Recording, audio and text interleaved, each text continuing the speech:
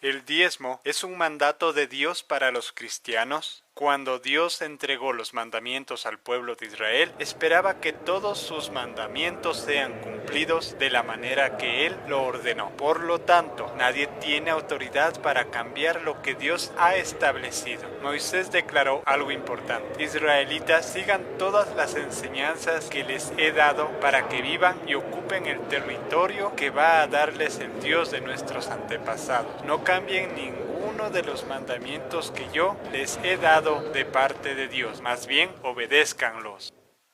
Entonces, cabe preguntar, ¿qué es la ley del diezmo? En Deuteronomio 14, 22, 29 se indica que es dado solo una vez al año, era el producto del campo, se debía comer el diezmo delante de Jehová, ninguna vez fue en dinero efectivo, solo consistía de alimentos. Y por último, el diezmo los reciben los levitas, una de las tribus de Israel.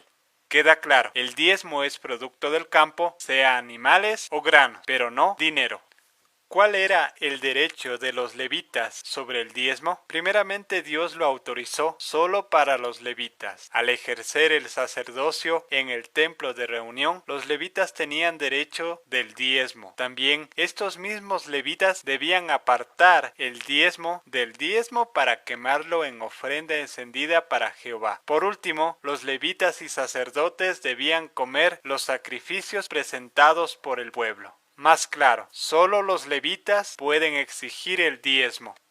¿Qué se hacía con los diezmos? En los 2 primeros años era consumido por los mismos que diezmaban, pero en el año tercero el levita venía personalmente a los campos para llevarse todo el diezmo y distribuirlo con la viuda, el huérfano y el forastero. El sobrante se guardaba en las ciudades donde vivían los levitas. Años más tarde, cuando se construyó el templo, hicieron grandes cámaras conocidas como alfolí y estaba bajo custodia en el templo. Hasta los días de Jesús, el diezmo practicado fue producto del campo. Más claro, oficialmente, los levitas eran los responsables de la administración del diezmo que estaba en el templo.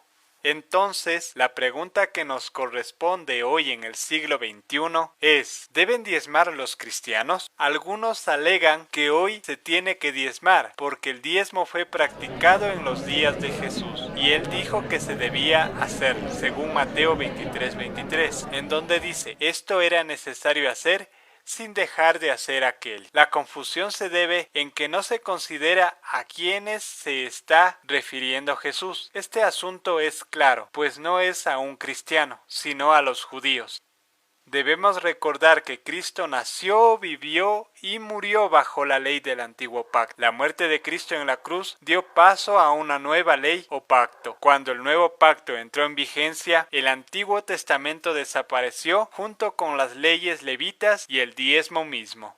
El nuevo pacto trajo un sacerdocio distinto y donde Cristo es el sumo sacerdote. En la ley de Cristo, el ser sacerdote de Dios no se limita a unos cuantos, sino a todo hombre y mujer que es cristiano y lleva el título de sacerdote de Dios. Una nota importante: existen 2 textos en Hebreos del Nuevo Testamento que menciona el diezmo, pero ese no es el punto central del texto, ni tampoco habla de un mandamiento para exigir hoy el diezmo. En conclusión, a la luz de estas verdades, los verdaderos predicadores cristianos no exigen diezmos, porque la iglesia no cuenta con graneros ni sacerdotes levitas. Hoy, la iglesia observa y se somete a los principios del nuevo pacto. Bajo el nuevo pacto, los cristianos solo ofrendan el primer día de la semana y también los cristianos ofrendan de un corazón generoso, no por obligación como se lo hacía en la ley antigua. Al que ofrenda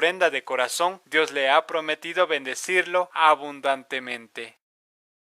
Este tema necesita ser estudiado con diligencia por cada persona que ha escuchado que se debe pagar diezmo. Cabe preguntar, ¿el diezmo es para los cristianos? ¿La autorizó Jesús? ¿Hay un mandamiento que indique que se debe pagar diezmo? ¿O es un error que ha pasado siglo tras siglo? La falta de conocimiento ha hecho que el hombre sea manipulado a tal manera de entregar todas sus posesiones en nombre de Dios, y el diezmo es una de las causas del por qué algunas personas no se acercan a Dios.